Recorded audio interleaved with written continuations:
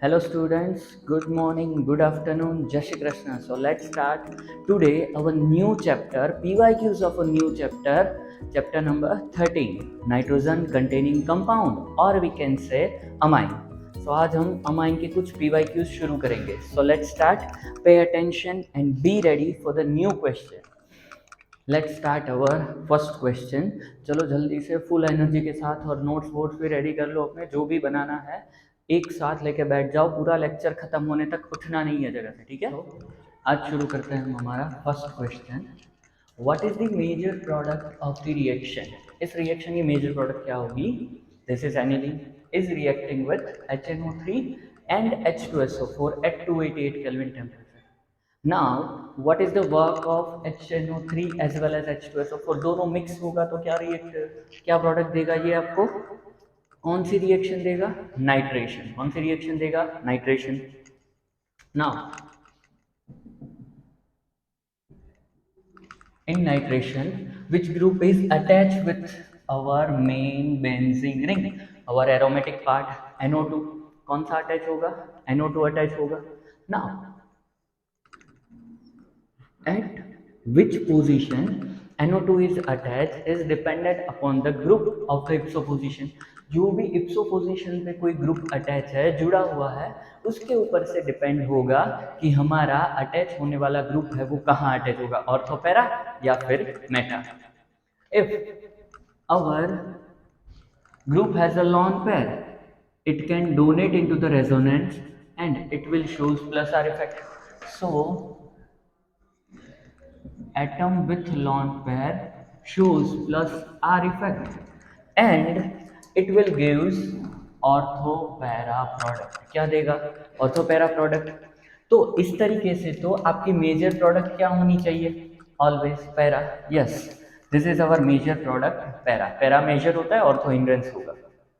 But यहाँ पे थोड़ी सी ऑड बात है, like this is your major product but it has also 47% of meta product. Now this is the major exception. ये एक एक्सेप्शन है आपके साथ कि मेटा आपको 47 मिलता है. अब मेटा कौन देता है भाई? तो एटम विथ लॉन पेयर आपको प्लस आर होके क्या देगा? Ortho para. But this aniline gives you 47% of meta product. Now meta कौन देगा आपको पता है? Atom without lone pair. Atom without lone pair क्या देगा वो? Minus R effect and it will gives meta product. So हमें ये समझना होगा कि ये एनिलीन NH2 होते हुए प्लस आर इफेक्ट शो करते हुए भी आपको मेटा 47% इतने हाई अमाउंट में कैसे बना के दे रहा है? तो बहुत सिंपल है. when our aniline is react with this two acid, what is our aniline? What is the nature of aniline? Base. क्या नेचर होगा भाई इसका? Base. And this acid can liberate H plus. क्या लिबरेट करेगा वो?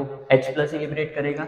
सो अवर aniline accept this proton and become NH3 plus. क्या बनाएगा ये? NH3 plus. Now this is the ammonium salt.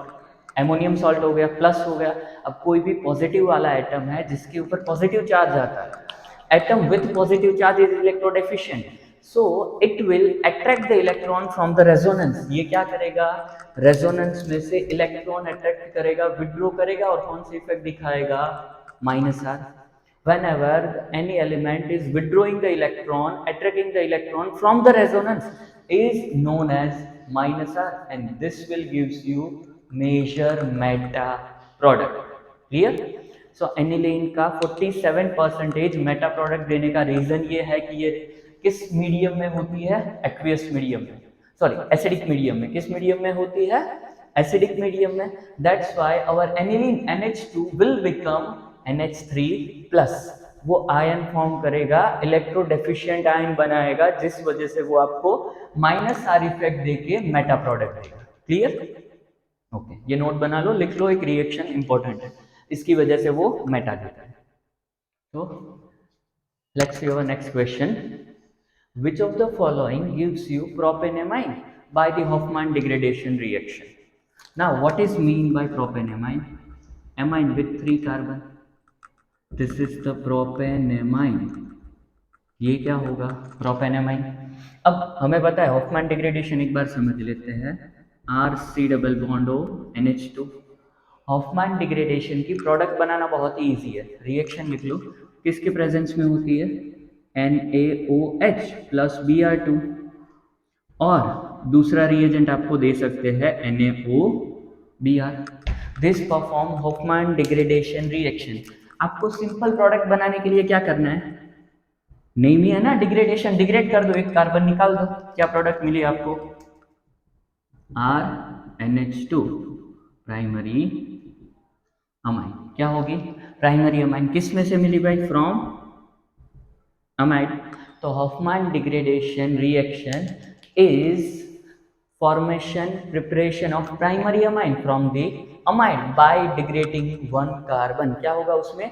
एक कार्बन कम होगा, एक कार्बन निकलेगा। तो बस सिंपल वही है कि जिसमें भी 4 कार्बन हो उसमें से एक कार्बन निकाल दो, 3 कार्बन वाला अमाइन मिलेगा। है सिंपल। चलो जल्दी से देखते हैं। एक ही कार्बन है, नहीं होगा। कितने कार्बन? 2, नहीं possible. Here it has 3 carbon. If we remove 1 carbon then it will become ethanamine, so this is not possible. Now it has 1 2 3 and 4। अगर हमने ये निकाला तो हमें कितने कार्बन का मिल जाएगा? 3 कार्बन मिलेंगे। सो ये हमारा करेक्ट ऑप्शन है।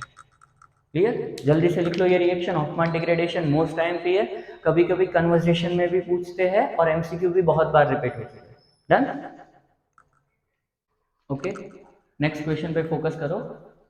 Hinsberg reagent react with which amine? अब हिंसबर्ग रिएजेंट क्या है पहले तो वो आपको सीखना है, देखना है, याद रखना है। Hinsberg reagent is nothing but benzene sulphonyl chloride. क्या है वो? Benzene sulphonyl chloride.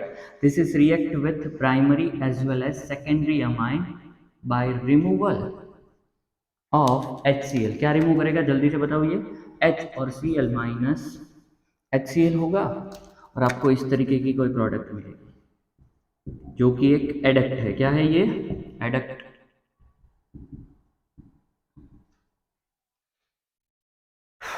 यार उसमें करूँ छुआ दे, क्या हमको एनर्जी नहीं होती। ओके, चलो जल्दी से नेक्स्ट क्वेश्चन देखते हैं। Hinsberg reagent react with which amine? Hinsberg reagent किसके साथ रिएक्ट करेगा ना? Hinsberg reagent react with which amine? Okay. So what is the Hinsberg reagent? Hinsberg reagent is nothing but benzene sulfonyl chloride। क्या है वो भाई? benzene sulfonyl chloride। It is react with amine by the removal of HCl and form a adduct। एक adduct बनाएगा, एक product बनाएगा आपकी, कुछ इस तरीके की होगी प्राइमरी अमाइन के लिए। S डबल बॉन्ड O, इसे बोलते हैं सल्फोनेमाइड। इस प्रोडक्ट का नेम क्या होगा? सल्फोनेमाइड। जैसे अमाइड होता है ना CONH2, वैसे ही यहाँ पे सल्फो है, इस वजह से इसे क्या बोल देंगे? Sulphonamide. Okay, now due to this sulphonamide group it has some partially positive hydrogen. इसकी माइनस आई इफेक्ट होगी पूरे ग्रुप की, सो इलेक्ट्रॉन विड्रॉ करेगा, पार्शियली पॉजिटिव होगा। अब पॉजिटिव हाइड्रोजन किसकी साइन है? जल्दी से बताओ। चलो, पॉजिटिव हाइड्रोजन किसकी साइन है? Yes, very good. किसकी साइन है? एसिड की। तो अब ये एसिड है तो सारे के सारे एसिड किस में सॉल्युबल होंगे? अल्कली में। किस में सॉल्युबल होते हैं? अल्कली में। So the adduct of primary amine is soluble in alkali. किस में सॉल्युबल होगी? अल्कली में। So this is soluble in base or we can say alkali। okay, now if we are taking secondary amine, ये क्या था हमारा? Primary amine. अगर हमने लिया यहाँ पे सेकेंडरी अमाइन, क्या ले लिया, सेकेंडरी अमाइन, तब भी वहाँ पे एक हाइड्रोजन तो मिलेगा ही कि नहीं होगा बच्चों। सेकेंडरी अमाइन के पास एक हाइड्रोजन पॉसिबल है ना, और अगर हाइड्रोजन हो सकता है तो ये H और Cl माइनस HCl होके रिमूव होके प्रोडक्ट भी बना सकते हैं, तो आपको ये प्रोडक्ट देगी N R और R, but it doesn't has any partially positively charge hydrogen.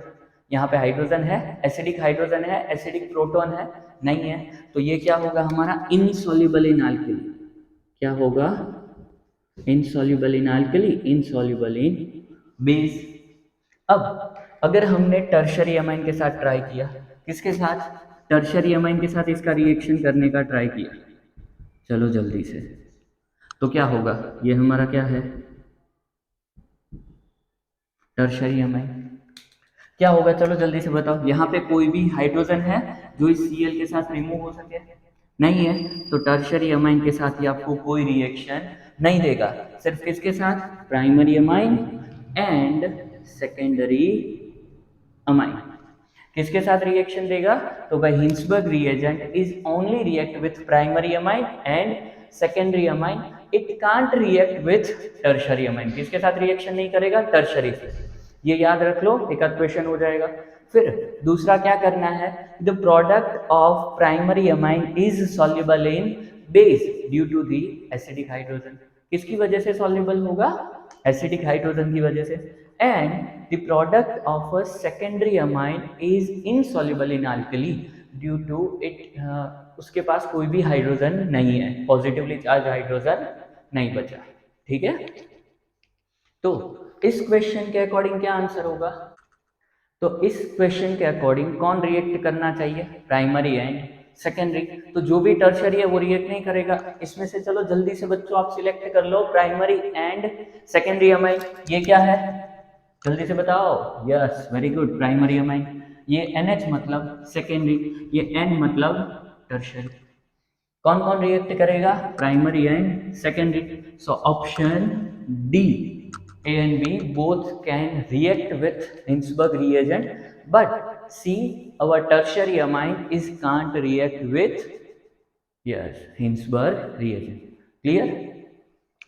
चलो जल्दी से हमारा नेक्स्ट क्वेश्चन देखते हैं, which type of isomerism is present in isopropyl amine and N propyl amine. पहले तो दोनों के स्ट्रक्चर लिख लो, एन प्रोपाइल अमाइन क्या होगा, CH3 CH2 CH3 CH2 CH2 NH2, ये क्या हो जाएगा, N प्रोपाइल अमाइन।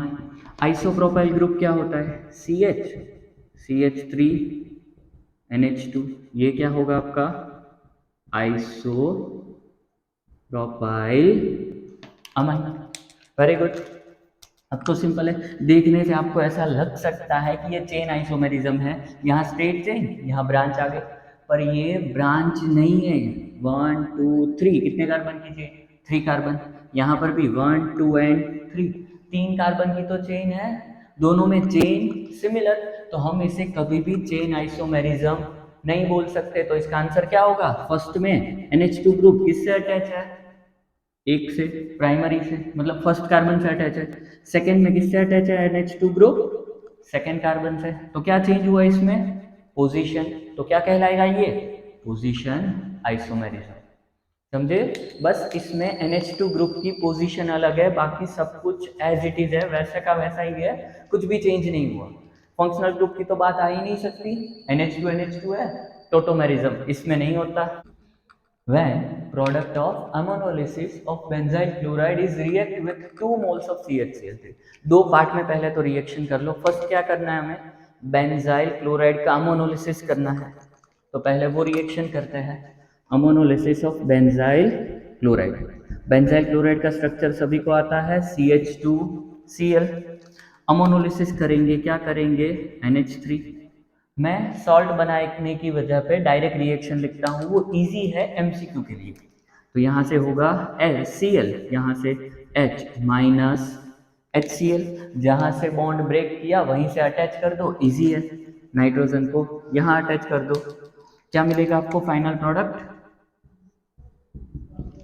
जल्दी से बोलो, फाइनल प्रोडक्ट क्या होगी आपकी? Yes, very good, benzyl amine.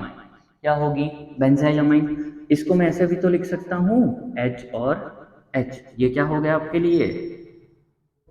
Benzyl amine.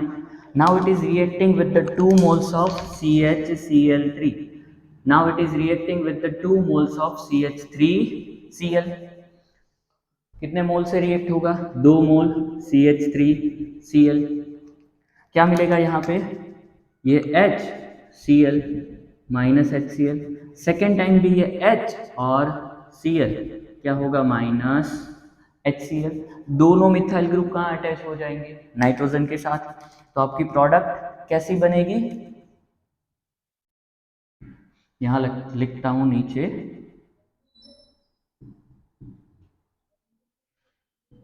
यहाँ पे है हमारा CH2 जिसके साथ अटैच है नाइट्रोजन, उसके साथ अटैच हो गए 2 मिथाइल ग्रुप। तो ये हो गई आपकी प्रोडक्ट। समझ गए? बस आपको अमोनोलिसिस करना है। क्या मिल गया? ये टर्शरी अमाइन। क्या मिल गया? Tertiary amine. नेम देना है। तो ये किससे अटैच है? नाइट्रोजन से। इसके लिए क्या बोलेंगे? N N dimethyl. क्या हो गया ये? N N dimethyl. ये क्या है? जब बेंजीन रिंग को हमें एज अ सब्स्टिट्यूट लेना है तो क्या बोलते हैं इसको? फिनाइल। क्या बोल देंगे? Phenyl. N N dimethyl phenyl. एक कार्बन की चेन को क्या बोलेंगे? मिथेन। पीछे क्या लगा है? नाइट्रोजन। क्या होगा? Amine. N N dimethyl phenyl methanamine. Option C. क्या होगा ये? एन एन डाइमिथाइल, ये हमारा फिनाइल, एक कार्बन मतलब क्या हो गया वो? मिथेनमाइन। समझे? इसमें से अगर आपको सिर्फ ऐसा पूछा होता, this is reacting with only 1 mole of CH3Cl, सिर्फ एक ही मोल से रिएक्ट करता, तो क्या होता? ये दोनों सब्स्टिट्यूट होने की जगह पे बस ये अकेला हाइड्रोजन सब्स्टिट्यूट होता, HCl माइनस क्या होगा?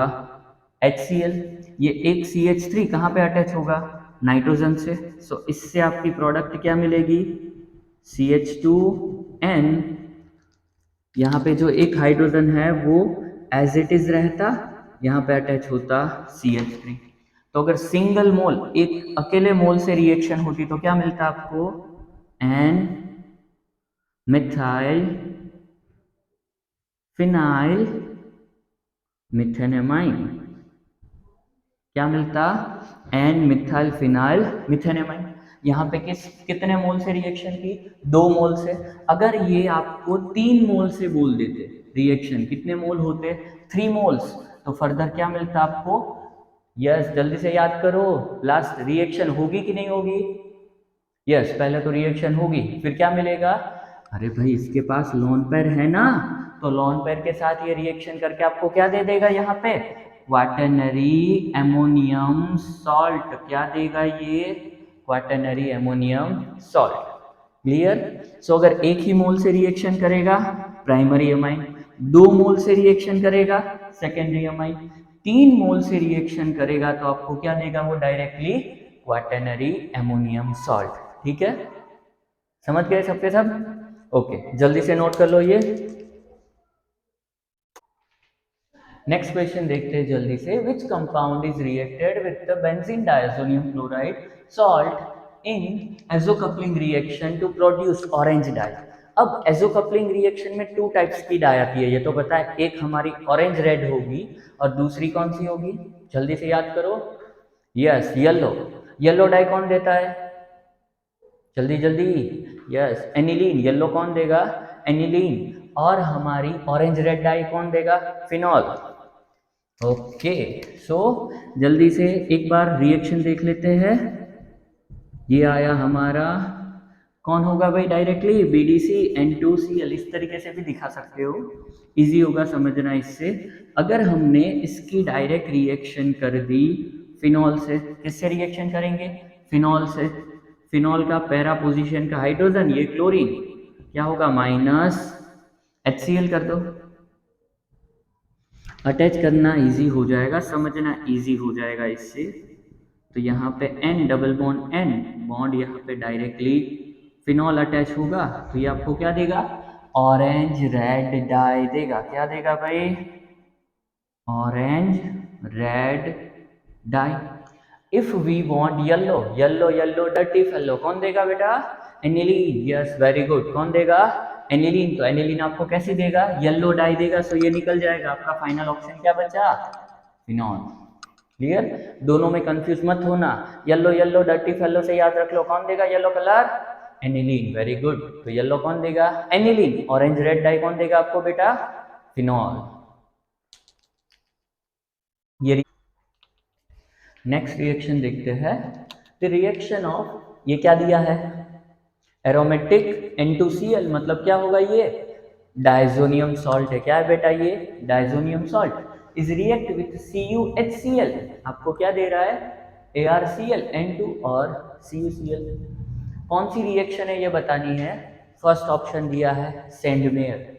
आंख बंद करके आप सारे के सारे, नहीं मतलब कुछ बच्चे होंगे जो अच्छे होंगे, जो समझ रहे हैं, ठीक से पढ़ा है केमिस्ट्री, अदरवाइज कोई रट के गया अगर गलत आंसर देके आएगा, यहाँ पे BDC क्लोरोबेंजीन मिला सेंडमेयर। ऐसा नहीं होता है। सेंडमेयर में आपको याद रखना है कॉपर +1 ऑक्सीडेशन स्टेट में होना चाहिए। किस ऑक्सीडेशन स्टेट में होना चाहिए बेटा, +1। यहाँ पे जो कॉपर है वो किस ऑक्सीडेशन स्टेट में है, 0। किस ऑक्सीडेशन स्टेट में है, 0। कैसे पता चला, फ्री है भाई। अगर कोई फ्री एलिमेंट है कि जो फ्री स्टेट में आपको मिल रहा है, कॉपर Fe Ag कुछ भी, तो उसकी ऑक्सीडेशन स्टेट हम क्या रखते हैं, 0 रखेंगे ऑक्सीडेशन स्टेट। यहाँ पे ये सेंडमेयर रिएक्शन किस में होगी, कॉपर +1 में, यहाँ पे किस में है, 0। तो गलती से सेंडमेयर मत करना। इसका ऑप्शन होगा, ये कौन सी रिएक्शन है, गेटरमान।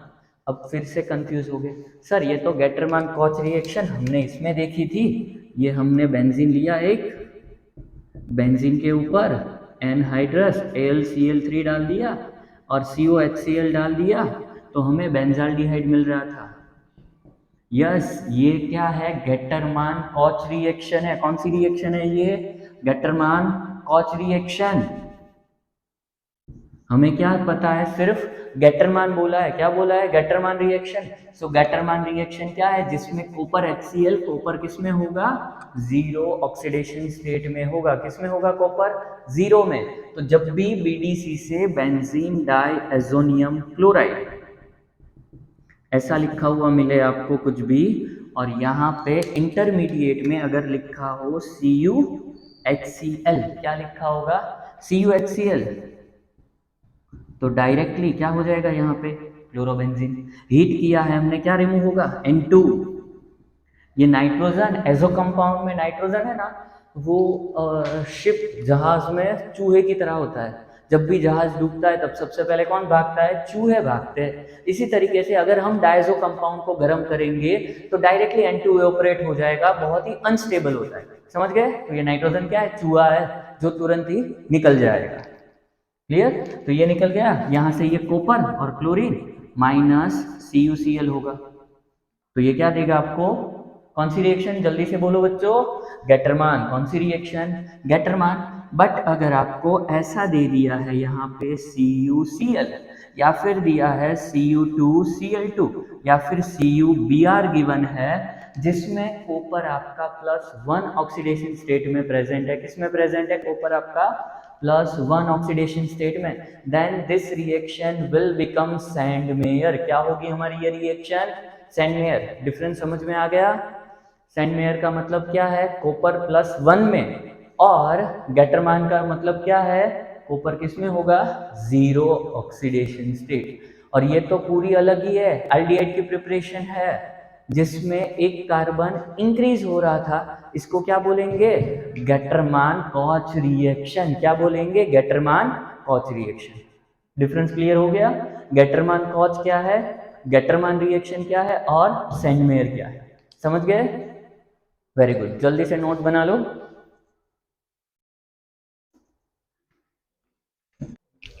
चलो जल्दी से नेक्स्ट क्वेश्चन देखते हैं। Which of the following compound does not react with Hinsberg reagent. फिर से वही आया, जल्दी से याद करो।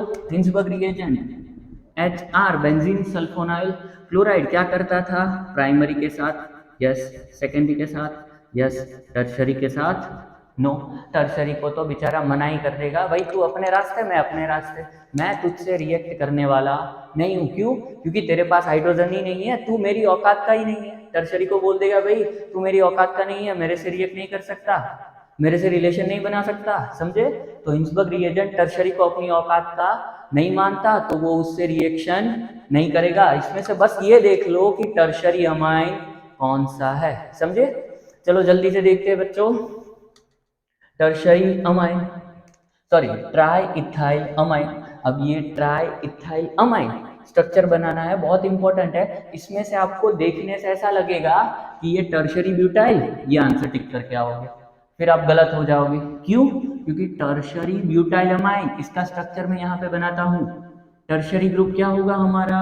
टर्शरी ब्यूटाइल क्या होगा बच्चों? जल्दी से बोलो, टर्शरी ग्रुप क्या होगा? ये टर्शरी ब्यूटाइल, इसके साथ क्या लग गया? NH2। जल्दी से बोलो, ये कैसा है बेटा? प्राइमरी, सेकेंडरी की tertiary? Yes, very good, primary amine. कैसा है ये? प्राइमरी। तो रिएक्ट करेगा कि नहीं? यस, प्राइमरी को तो अपनी बराबर का मानता है, रिएक्ट करेगा। अब इसकी बात करते हैं ट्राई इथाइल अमाइन। तो ट्राई इथाइल अमाइन क्या होगा आपका? अमाइन, अमाइन के लिए क्या लिख देंगे? नाइट्रोजन। क्या लिखना है? Try ethyl, 3 times ethyl group C2H5, C2H5। तो अब ये कैसा होगा? कैसा है ये भाई? जल्दी से बोलो। नाइट्रोजन, मतलब टर्शरी। कैसा अमाइन है ये? Tertiary amine. और टर्शरी अमाइन को हिंसबर्ग रिएजेंट अपनी बराबर, अपनी औकात का नहीं समझता, सो वो उसे भगा देगा कि तू मेरे साथ रिएक्शन नहीं कर सकता। सो ये गलती मत करना।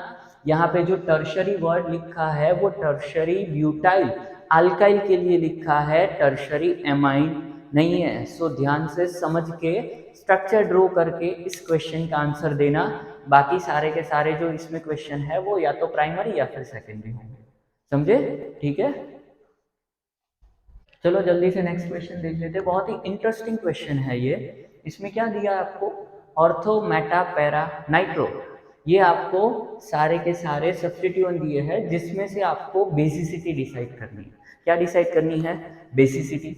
तो पहले तो यहाँ पे तीनों स्ट्रक्चर लिख लो। NH2 ये लिख लिया हमने, ऑर्थो। सेकंड कौन होगा भाई? जल्दी से, ये हमारा Meta nitro aniline.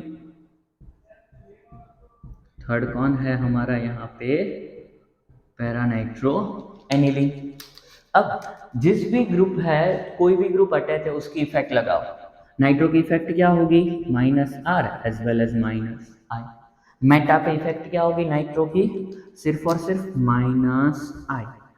Last lecture में हमने डिस्कस किया था, गलती से भी मेटा पे रेजोनेंस इफेक्ट नहीं लगाना, समझे? मेटा पे रेजोनेंस नहीं होता है, सिर्फ रेजोनेंस इफेक्ट, मेसोमेरिक इफेक्ट कहाँ लगेगी? ऑर्थो एंड पैरा पे। सो यहाँ पे ये पैरा पे अगेन इफेक्ट क्या होगी? -R as well as -I। अब रेजोनेंस तो दोनों में सिमिलर है, डोमिनेंट भी वही होगा, तो इसकी एसिडिटी तो, बेसिसिटी तो कम ही होगी। और एक कंसेप्ट अलग से याद रखना है हमें कि basicity is directly proportional to +R +I, inversely proportional to -R -I। अगर कोई विड्रोइंग ग्रुप आया नाइट्रो के जैसा, तो क्या करेगा? इलेक्ट्रॉन डेंसिटी को अपनी साइड विड्रो करेगा। विड्रो करने की वजह से बेचारे एनिलीन के पास, नाइट्रोजन के पास इलेक्ट्रॉन ही नहीं रहेंगे। अगर नाइट्रोजन के पास इलेक्ट्रॉन नहीं है तो किसी को क्या खाक डोनेट करेगा बेचारा? अगर डोनेट नहीं कर सकता तो बेस कहाँ का? तो ये बेस नहीं होगा। तो अगर विड्रोइंग ग्रुप आए तो इसकी बेसिसिटी क्या होगी? डिक्रीज होगी। बेसिसिटी क्या होगी बेटा? डिक्रीज। तो सारे के सारे विड्रोइंग, तो जिसमें सबसे ज्यादा विड्रोअल होगा, जिसमें सबसे ज्यादा विड्रोअल, उसकी बेसिसिटी सबसे कम। पर एक कंसेप्ट यहाँ सीखना है, ऑर्थो पे क्या है यहाँ? नाइट्रो, मतलब कुछ इस तरीके का ग्रुप है ये। NH2 ये भी ऐसे होगा। अब क्या आता है, प्रोटोनेशन होगा। प्रोटोनेशन मतलब H प्लस ऐड होगा ना, तो जब भी ये प्रोटोनेट करेगा तो इसकी वजह से ये ग्रुप और ये ग्रुप के बीच में क्या लगेगा, स्टेरिक हिंड्रेंस। तो प्रोटोनेशन की वजह से यहाँ पे ये बल्कि ग्रुप स्टेबल नहीं होगा, स्टेबल नहीं होगा तो ये प्रोडक्ट ही नहीं बनाएगा। सो यहाँ पे ये ऑर्थो पोजीशन पे स्टेरिक हिंड्रेंस लगने की वजह से ऑलवेज ऑर्थो की बेसिसिटी क्या होगी, लीस्ट होगी, लेस बेसिक होगा, least basic due to the ortho effect.